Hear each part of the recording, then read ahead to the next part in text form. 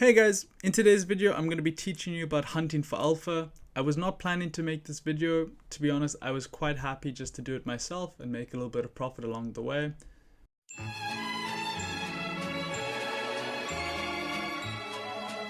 But I definitely think this is worth making. I've seen a few examples where it's the case and I'm going to share it with you guys. So recently I've been buying a whole bunch of alpha and beta, both cards as well as packs. But I'll give you an example. So I bought a whole bunch in September. I wasn't going to share that with you guys, but I'm going to share it with you now.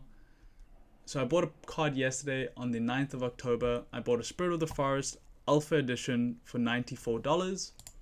If you go to the Spirit of the Forest now, I'm going to take away gold foils because that kind of just ruins it. But the card is now currently about $124. If you go to the Beta Edition, it's $99. And then I managed to swoop one for $84. So now the question is it worth it? If you look at peak monsters, you can go to buy cards. Okay, dismiss that. That's just some bids. I'll teach you guys about bids if you guys want. Just comment down below. But you can see, if you look at beta, you can see that you can kind of get an idea of market value. So the most recent card sold was about $54 or $55 per BXC. So we don't know if it's been multiple BXCs or if that was a single card. So you can see here that the lowest buy for a single card is $99. The lowest buy for the BXC is the 54. Your bid is about $36 US. If we go to the Alpha Edition, it's a little bit higher at 45. Market value is at the 84. That was myself that purchased it. The lowest BXC is the 84, which would then be a level 4. But basically, when you buy these type of cards, you should always compare 1, the Alpha Edition, 2, the Beta Edition, 3, the gold foil, and then you kind of just can work around that, because obviously if you go for gold foils, you get the levels. So by paying $12 for level 4, I'll give you guys an example. Let's use the Haunted Spider. If you paid $14, you get a level 4 one. If you were on regular foil and you wanted a level 4, there's no level 4 here, but you can get a level 5 for about just under 30% off, but it's not a gold foil, but you'll get a additional level. If you went for the alpha, a level 3 or level 4 is already going to be $13 there, but you can get a level 3 for $5. So that's already a better deal. Let me just double check. So no, it's not a better. That's 1.4. And then if we go to the alpha edition of the gold, you're paying $174. So you would definitely not pay the $172. You'd rather go for the beta at 14, but 14 might be a bit too expensive and you might just downgrade, go normal foil, grab one for 1.9, get a level 3. Another example that I saw when hunting these cards, which I normally do in general, is the Twisted Jester. So you can see, if you wanted to buy a regular foil, you're going to be paying about $3 US. The Alpha Edition right now is less, well, 2.96. It's only a few cents less. But if you take into consideration how much packs cost, beta packs at the moment are selling, asking price is $32 US, the bidding price is 31. If you were to go to Alpha packs, the asking price is 145, the bidding price is 81. So there's a big difference here compared to beta packs, but you can kind of get the gist of it, where alpha packs are going to be minimum double the value of a beta pack, yet some alpha cards are worth less than the beta cards. So when you're buying these type of cards, definitely just grab the alpha version. The other thing that I was definitely going to, well, I've been keeping to myself, but I'm going to share it with you guys now, is I think it's worth grabbing a whole bunch of summoners. If you look at any of my investment videos in the past, I've always been swooping Zentars, Lilas, Thyruses. I grab all of the different summoners, especially the beta ones. So if you ignore like Alric, because Alric is kind of god tier, obviously like Selena Sky as well. But if you just look at these 4 cards, yeah, they're a bit outdated. There's better versions of them. So if you look at something like a Malric, now there's something which I hate, but you get Tarsa, which is a much better version, because for 1 extra mana, you basically are combining 2 beta summoners. Instead of the Zintar, you now get a much better Untamed version, which then also gives you access to dragons. I'm going to take away that because it's annoying. I'll take away that. But yeah, now you get something like a Camille Sunglazer instead of your Zintar. Pyre, well, sorry, Pyre's not actually important. So now instead of your Thyrus, there's much better cards where you get the wonderful, the amazing Grandmaster Ruth. So as the older summoners are getting replaced with newer, better cards, as all card games go, it's very expected. A lot of people are getting rid of their cards. If you're a landowner, I think there's a good potential play here, because you can already see that beta cards give you extra dark energy crystals when you, or SPS bonuses when you win a game. I think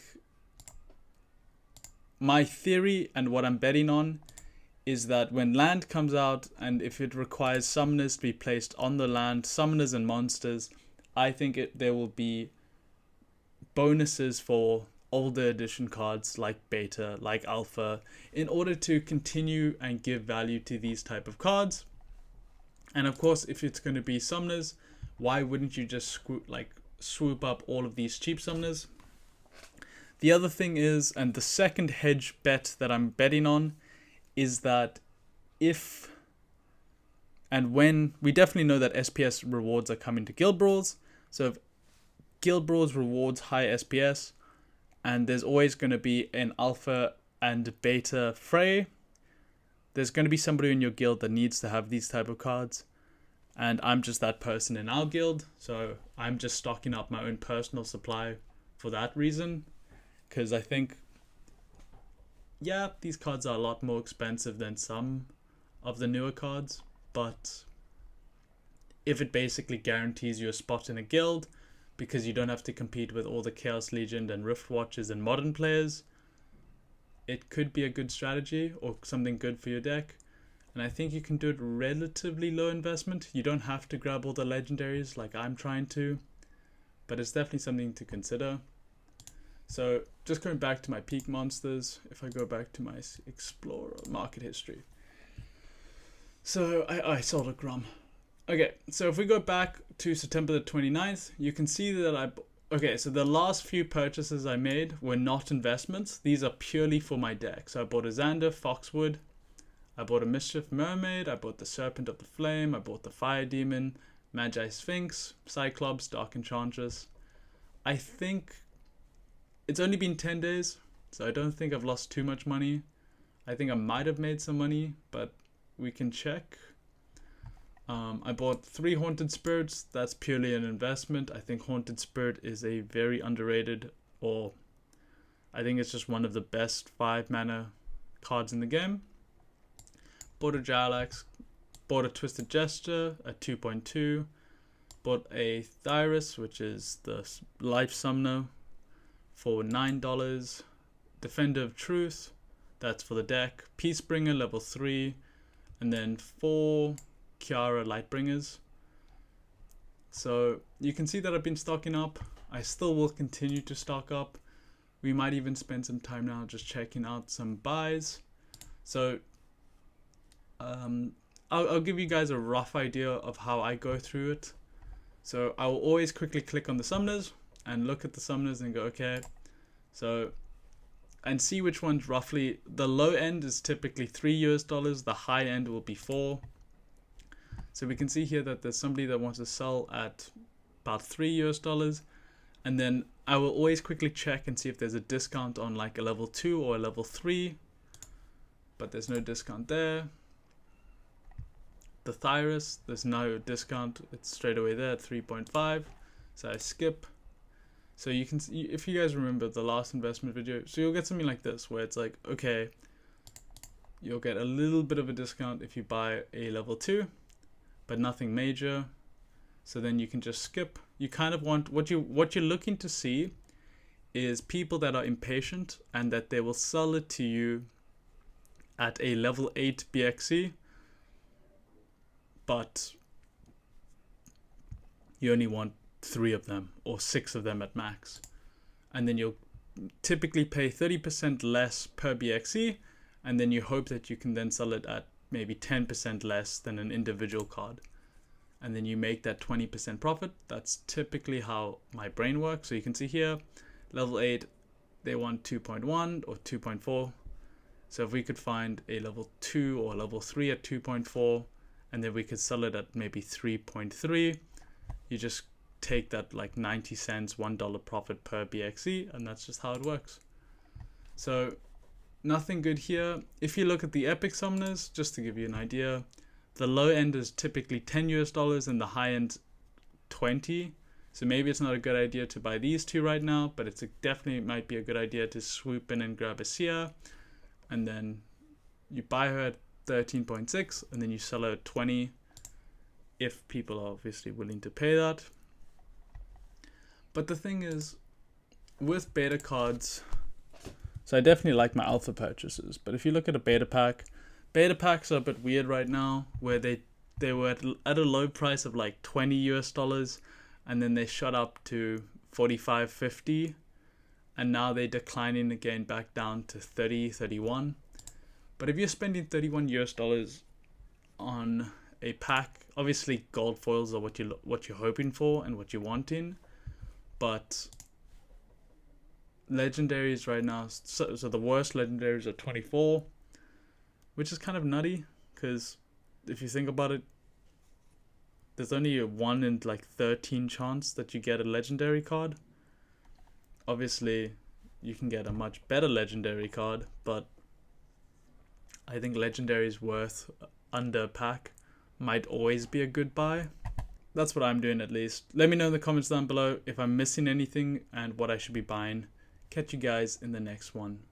Peace.